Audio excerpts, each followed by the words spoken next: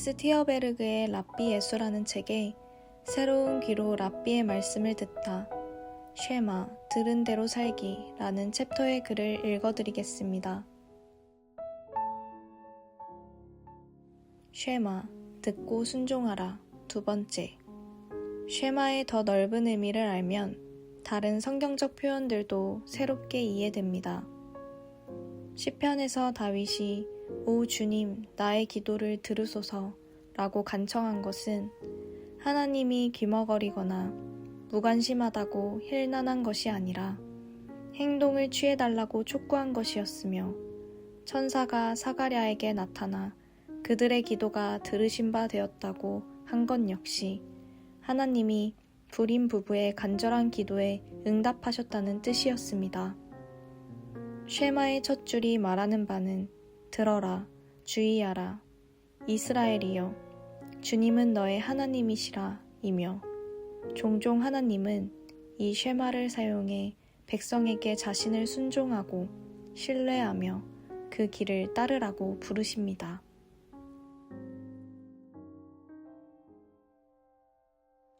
오늘 우리에게 주시는 말씀은 마가복음 11장 27절부터 33절까지입니다. 그들이 다시 예루살렘에 들어가니라. 예수께서 성전에서 거니실 때에 대제사장들과 서기관들과 장로들이 나와 이르되 무슨 권위로 이런 일을 하느냐? 누가 이런 일 할 권위를 주었느냐? 예수께서 이르시되 나도 한 말을 너희에게 물으리니 대답하라. 그리하면 나도 무슨 권위로 이런 일을 하는지 이르리라. 요한의 세례가 하늘로부터냐 사람으로부터냐 내게 대답하라. 그들이 서로 의논하여 이르되 만일 하늘로부터라 하면 어찌하여 그를 믿지 아니하였느냐 할 것이니 그러면 사람으로부터라 할까 하였으나 모든 사람이 요한을 참 선지자로 여김으로 그들이 백성을 두려워하는지라. 이에 예수께 대답하여 이르되 우리가 알지 못하노라 하니 예수께서 이르시되 나도 무슨 권위로 이런 일을 하는지 너희에게 이르지 아니하리라 하시니라. 아멘.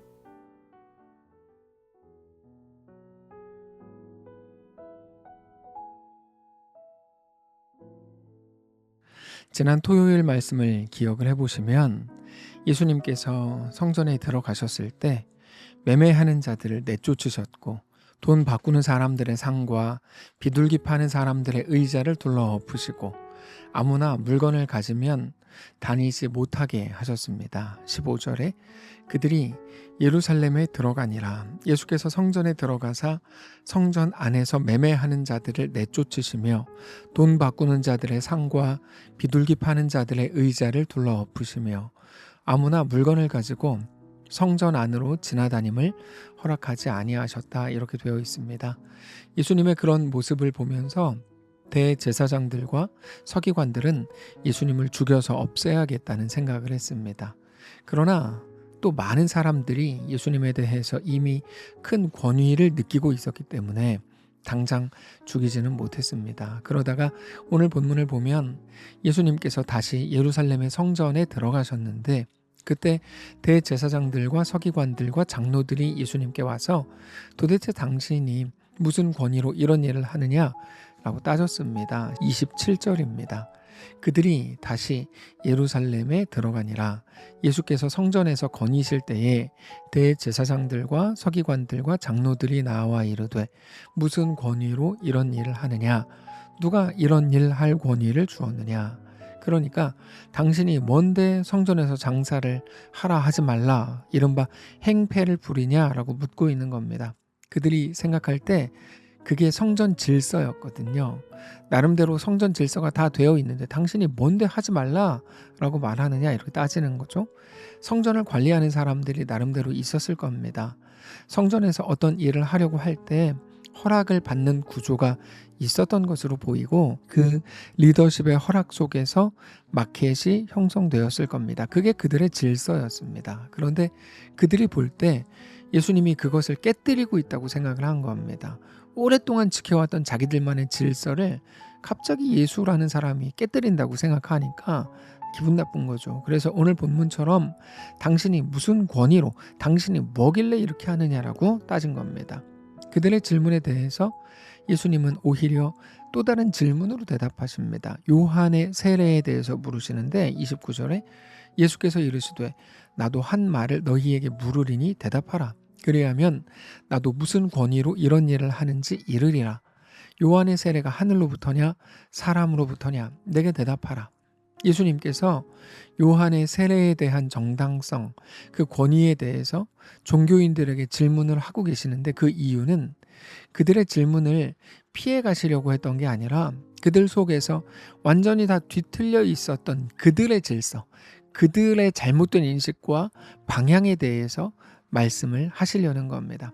사실 그들은 예수님께서 세례 요한의 이야기를 꺼내실 때부터 그게 어떤 의도인지, 그 질문이 어떤 내용인지 사실은 다 알고 있었습니다. 30절을 보면 요한의 세례가 하늘로부터냐 사람으로부터냐 내게 대답하라.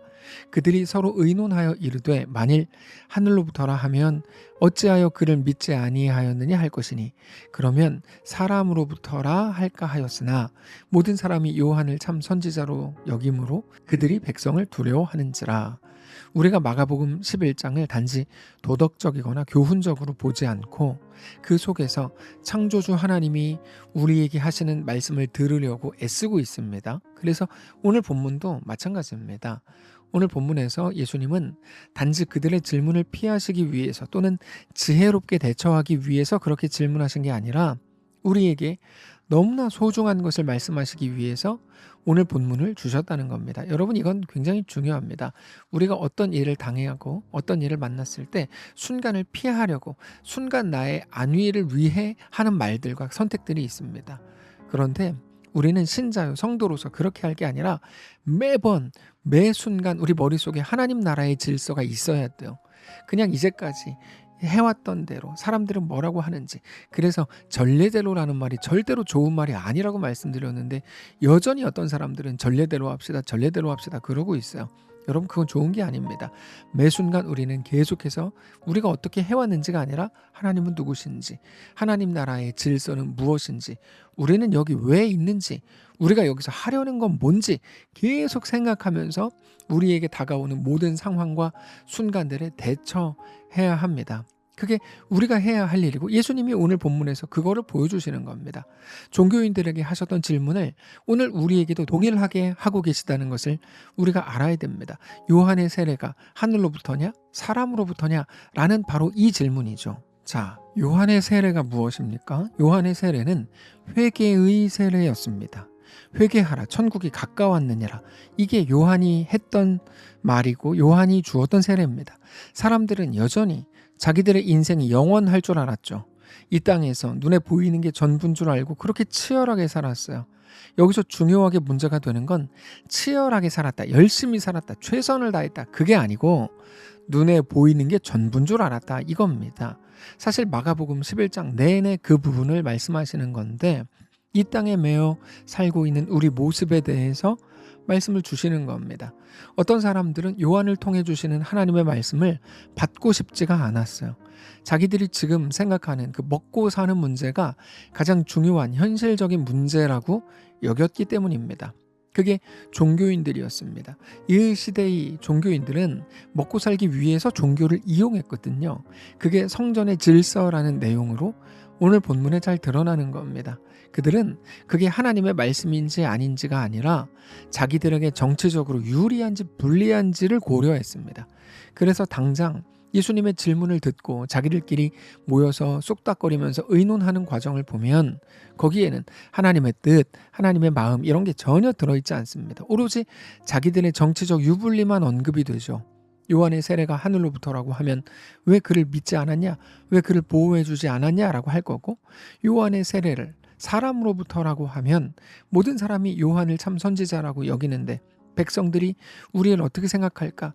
그게 유일한 기준이었습니다. 그게 너무 부끄럽고 너무 가볍고 경박스러운 거 아닙니까? 이 땅이 전부라고 여기고 있는 거예요. 예수님은 바로 그 이야기를 하시는 겁니다. 왜 지금 당장 앞에 있는 것이 전부인 줄 아느냐? 도대체 너희의 믿음이라는 게 어디 있느냐라고 묻고 있는 거죠. 왜 갑자기 믿음이 나옵니까? 여러분, 믿음은 현실 속을 신앙으로 걷게 하는 힘입니다. 믿음이 없이는 우리 현실을 하나님의 사람으로 걸을 수가 없습니다. 그래서 믿음은 오직 우리 현실 속에서 나오는 겁니다.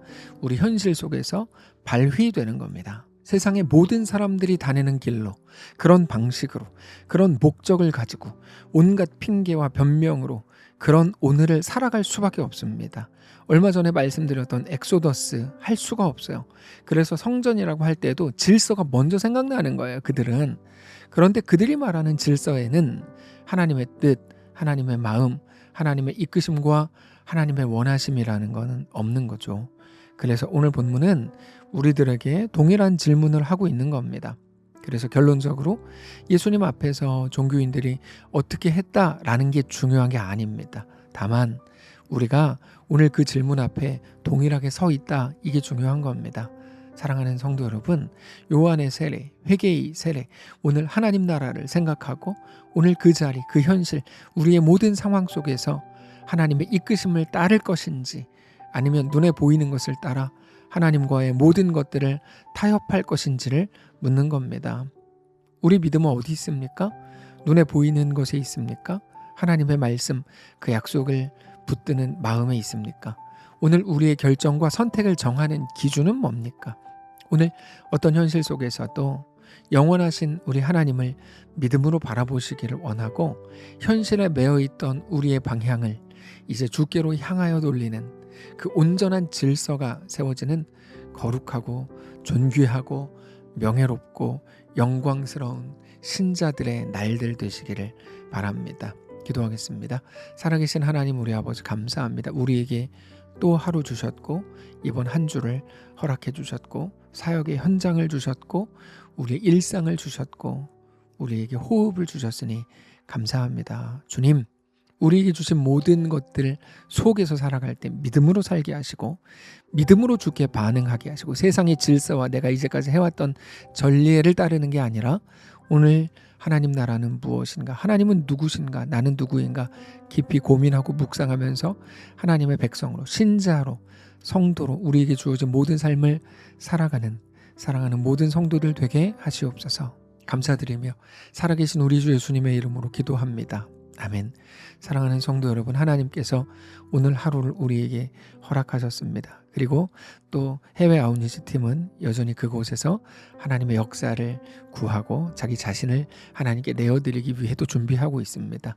우리에게 주어진 모든 시간과 환경과 사역의 현장 속에서 하나님을 더 의지하고 주님만을 바라보고 주님만을 뜨겁게 사랑하는 거룩한 날 되시기를 바랍니다.